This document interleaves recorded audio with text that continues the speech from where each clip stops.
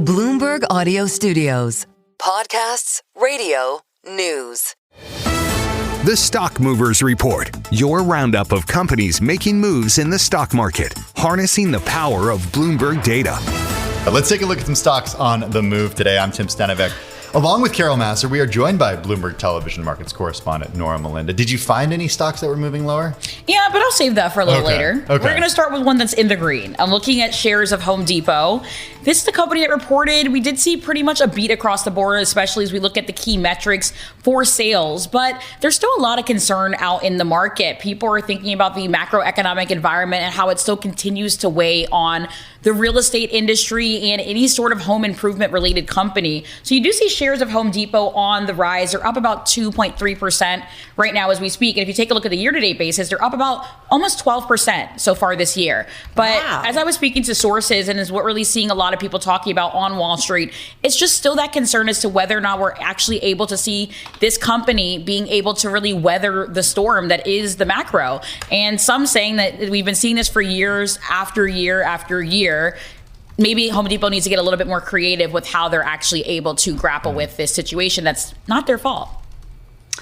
Yeah, I mean, tied to the consumer, right? Like projects and contractors, right? That's a big part of their business. Right. So, yeah. We'll have to keep an eye. I mean, it did earlier hit its highest since November, and we do have its peer lows reporting tomorrow. Yeah. All right, check of retail. $385 stock. Yeah. It's a little pricey. Okay, maybe we'll see say. a split. I don't know. I don't know. I would not say that, but it's, yeah. I said maybe. Yeah. Maybe big word. Some say maybe. I don't know. That's what happens. The operative sometimes. word there. That's what happens sometimes. All right, let's go to something we were talking about a lot on Monday. Right.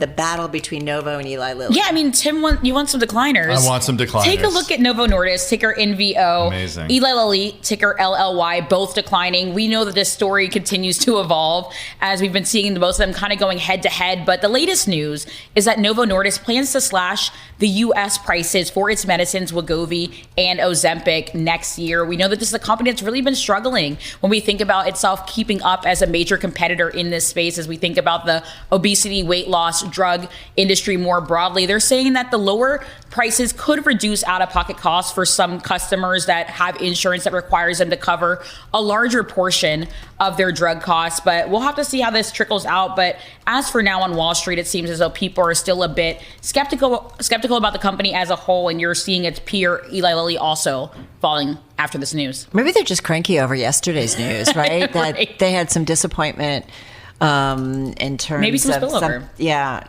To go up against an Eli Lilly product, and maybe they're just like, we'll take that. We'll just lower prices. I'm just guessing. Some Price war is not speculating. Not good for companies, but good for consumers. Yeah, hopefully, right? Yeah. All right. Absolutely. I love this.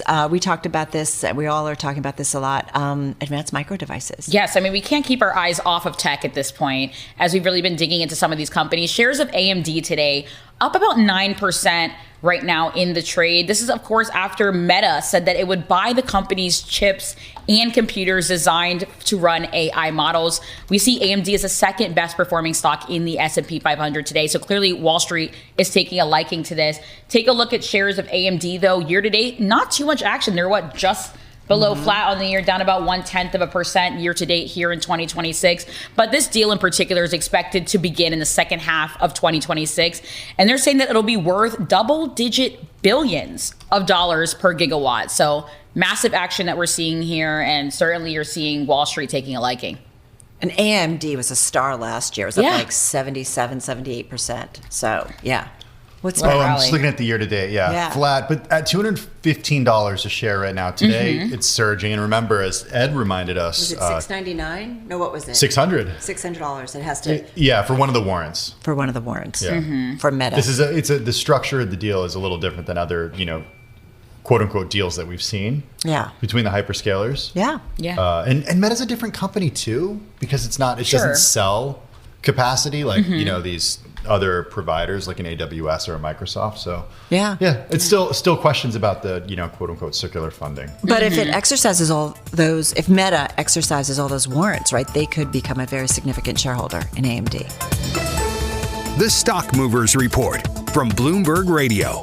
Check back with us throughout the day for the latest roundup of companies making news on Wall Street. And for the latest market-moving headlines, listen to Bloomberg Radio live. Catch us on YouTube, Bloomberg.com, and on Apple CarPlay and Android Auto with the Bloomberg Business app.